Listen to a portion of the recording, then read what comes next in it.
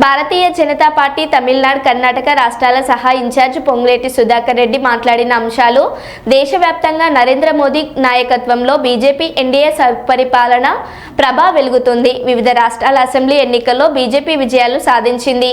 మోదీ నాయకత్వంపై ప్రజల్లో ఆకర్షణ పెరుగుతుండటంతో ఆయనపై ప్రజాదరణను తగ్గించేందుకు కొన్ని ప్రతిపక్ష పార్టీలు ఉత్తర దక్షిణ అనే తప్పుడు ప్రచారం చేస్తున్నాయి.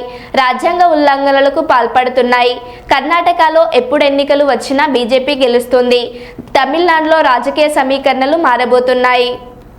నేపథ్యం ఉత్తరం, దక్షిణం, ఈశాన్యం, పశ్చిమ అనకుండా వివిధ రాష్ట్రాల అసెంబ్లీ ఎన్నికల్లో గెలుపొంది ఇప్పుడు తప్పనిసరిగా దక్షిణాదిలో ఎట్లయితే చెడ్డ ప్రచారం చేస్తున్నారో కొన్ని పార్టీలు మోడీ గారి యొక్క పాపులారిటీ, వారు చేస్తున్న మంచి కార్యక్రమాలు చూసి పాపులారిటీ పెరుగుతుంది. దక్షిణాదిలో కూడా ఇక్కడ భ్రష్టు పెట్టిన పరిపాలన తెలంగాణ, కర్ణాటక, అటు కేరళ, డిఎంకే, మరి తమిళనాడులో కూడా ఒక కరప్షన్ రాజ్యాలతో రాజ్యాంగ ఉల్లంఘనలు చేస్తూ ప్రజా వ్యతిరేక పాలన చేస్తున్న సందర్భంలో వీళ్ళు ఒక ఎమోషనల్ ఇష్యూస్ తీసుకొని భారతీయ జనతా పార్టీని, మోడీ గారి నాయకత్వాన్ని ఎదుర్కొనిపెట్టే ప్రయత్నం జరుగుతున్న సందర్భం.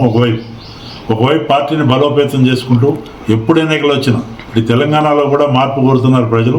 కర్ణాటకలో ఎప్పుడు ఎన్నికలు వచ్చినా బ్రహ్మాండమైన మెజార్టీతో అక్కడ భారతీయ జనతా పార్టీ గెలవబోతుంది.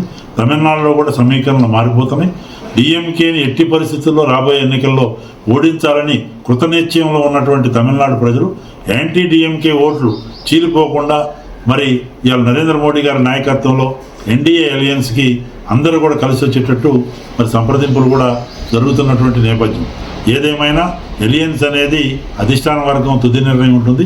రాష్ట్ర నాయకత్వంతో మాట్లాడి తమిళనాడులో కూడా ఆ కార్యక్రమం జరుగుతుంది. రకరకాల వార్తలు వస్తున్నాయి గత వారం రోజుల నుంచి. కానీ ఎన్నిక ప్రక్రియ అనేది ఒక సిస్టమేటిక్గా జరుగుతుంది. ప్రతి ఒక్కళ్ళం కూడా పార్టీలో డిసిప్లిన్ సోల్జర్స్. పార్టీ అనేది బాస్ మాకు. ఆ రకంగా అది అన్నామలై విషయంలో కానీ, నా విషయంలో కానీ, ఇంకెవరి విషయంలో కానీ వర్తిస్తుంది. ఇప్పుడు రకరకాల ప్రచారం డిఎంకే వాళ్ళే వాళ్ళ మీడియా ద్వారా ఇదైపోతుంది, అదైపోతుందని కాంగ్రెస్ పార్టీ మరి వాళ్ళతో కూడా కలిసిపోయి ఈ రకంగా భారతీయ జనతా పార్టీలో ఒక గందరగోళం వాతావరణం సృష్టించడానికి ప్రయత్నం జరుగుతున్నటువంటి నేపథ్యం తమిళనాడులో కానీ ఇతర ప్రాంతాల్లో.